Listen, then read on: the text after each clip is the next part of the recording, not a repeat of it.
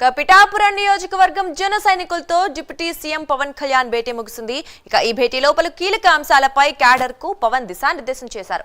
అటు క్యాడర్ ఇటు యంత్రాంగంతో ఒకేసారి భేటీ అయ్యారు. పార్టీ బలోపేతం, నియోజకవర్గ అభివృద్ధిపై పవన్ దృష్టి పెట్టారు. గ్రౌండ్ లెవెల్లో నాయకుల పనితీరు, కూటమి నేతల సమన్వయం, పార్టీ పరిస్థితిపై క్యాడర్ ను అడిగి తెలుసుకున్నారు. ఇక పవన్ సమావేశంపై అందరిలోనూ ఆసక్తి నెలకొంది. ఇదే అంశానికి సంబంధించి మరింత సమాచారం మా కరెస్పాండెంట్ రాజ్ కుమార్ లైవ్ లో అందిస్తారు. రాజ్ కుమార్, చెప్పండి. సేనతో సేన అనే పేరుతో జనసేన అధినేత పవన్ కళ్యాణ్ నేతల్ని, జన సైనికులు అందరినీ కలుస్తున్న నేపథ్యంలో మరి దీనికి సంబంధించిన డీటెయిల్స్ ఏంటి?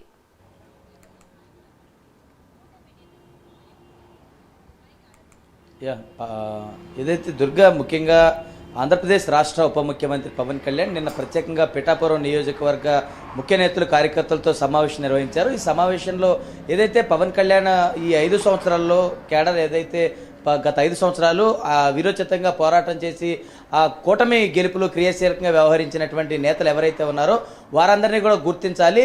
మెంబర్షిప్ టు లీడర్షిప్ అనేటువంటి ఒక గొప్ప కార్యక్రమాన్ని జనసేన పార్టీ తరఫున నిర్వహించాలని పార్టీ ప్రతిష్టాత్మకంగా నిర్ణయం తీసుకుంది. ఈ నిర్ణయానికి సంబంధించి కూడా పార్టీకి దాదాపుగా 12,000 పైచీలకు ఉన్నటువంటి వాలంటీర్లందరితో కూడా ప్రత్యేకంగా పవన్ కళ్యాణ్ సమావేశం నిర్వహించారు. ఇటు విశాఖ వేదికగా జరిగినటువంటి సేనతో సేనాని కార్యక్రమాలకు సంబంధించి కూడా పవన్ కళ్యాణ్ మూడు రోజుల పాటు ఈ కార్యక్రమాలు నిర్వహిస్తే అందులో ఒకరోజు ఈ లెజిస్లేచర్ విభాగంతో, రెండవ రోజు క్రియాశీలక సభ్యులతోనూ, అటు పార్టీకి సంబంధించినటువంటి రాష్ట్ర కార్యవర్గ సభ్యులు, మూడో రోజు ఈ క్రియాశీలకంగా ఉన్నటువంటి వాలంటీర్లందరితో కూడా ప్రత్యేకంగా పవన్ కళ్యాణ్ సమావేశం నిర్వహించారు. ఏదైతే జనసేన పార్టీని ఈ 5 సంవత్సరాలు పూర్తి స్థాయిలో బలోపేతం చేసేటువంటి దిశగా పవన్ కళ్యాణ్ నిర్ణయాలు తీసుకున్నారు. నిన్న పిఠాపురం నియోజకవర్గానికి సంబంధించి కూడా మొట్టమొదటి రోజు నుంచి ఏదైతే ఇటు పిఠాపురం నియోజకవర్గంలో కష్టపడి పనిచేసినటువంటి నాయకులు, కార్యకర్తలు, ఏదైతే గత ఎన్నికల్లో కూటమి గెలుపులో క్రియాశీలకంగా పోషించినటువంటి నేతలు ఎవరైతే ఉన్నారో వారందరితో పవన్ కళ్యాణ్ ప్రత్యేకంగా ఈ సమావేశంలో చర్చించినటువంటి పరిస్థితి ఉంది.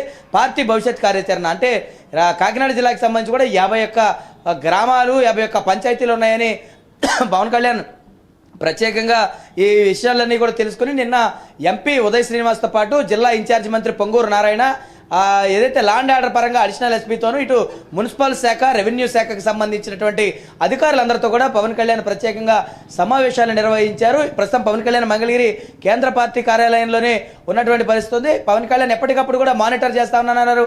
ప్రతి రోజులో 4 గంటల పాటు పార్టీకి సమయం కేటాయిస్తామని చెప్పారు.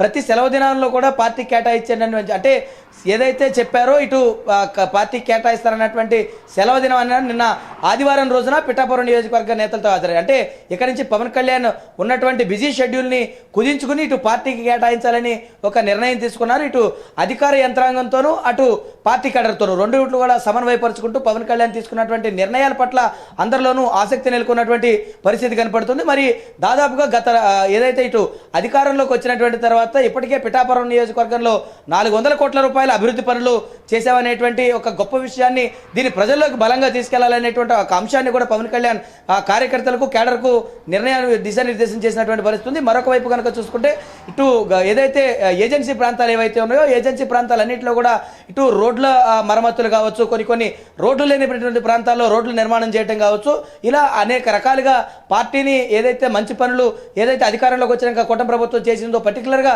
పవన్ కళ్యాణ్ తీసుకున్నటువంటి శాఖలు ఏవైతే ఉన్నాయో ఆ శాఖలకు సంబంధించి అనుగుణంగా తీసుకున్నటువంటి విధి విధానాలతో పాటు నిర్ణయాలు ఏవైతే ఉన్నాయో వాటన్నిటి కూడా ప్రజల్లోకి బలంగా తీసుకెళ్లి రేపు రాబోయే స్థానిక సంస్థల ఎన్నికల్లోనూ, అటు పార్టీ సంస్థాగతంగా నిర్మాణం చెందేటువంటి విషయాలన్నింటిలోనూ, ఇటు పార్టీకి సంబంధించినటువంటి క్యాడర్ బలంగా పార్టీ వైపు నిలబడాలన్నటువంటి అంశాల్లోనూ అన్నింటిలో కూడా వీటన్నిటిని చర్చించాలనేటువంటి ఒక విషయాన్ని కూడా చర్చించారు.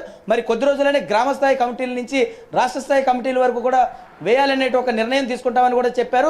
మరొక వైపు కనుక చూసుకుంటే ప్రతి కార్యకర్త నుంచి కూడా ఎవరైతే ఇటు రేపటి నుంచి పని చేయాలనేటువంటి ఒక నిర్ణయం తీసుకుని ఎవరైతే పార్టీలో ఉన్నారో వారందరినీ కూడా నేనే డైరెక్ట్గా మానిటర్ చేస్తాను, ప్రతి మండలాలతో సమావేశం అవుతాను, ప్రతి జిల్లాతో సమావేశం అవుతాను, ప్రతి కాన్స్టిట్యున్సీతో సమావేశం నిర్వహిస్తాము, ప్రతి రాష్ట్ర స్థాయిలో ప్రతి 2 నెలలకు ఒకసారి పార్టీ అంతర్గత సమావేశం నిర్వహిస్తామని కూడా పార్టీ చాలా స్పష్టంగా చెప్పింది. ఇక మీదట ఫుల్ ప్లెడ్జ్డ్గా పార్టీకి సమయం కేటాయిస్తామని కూడా చెప్పారు.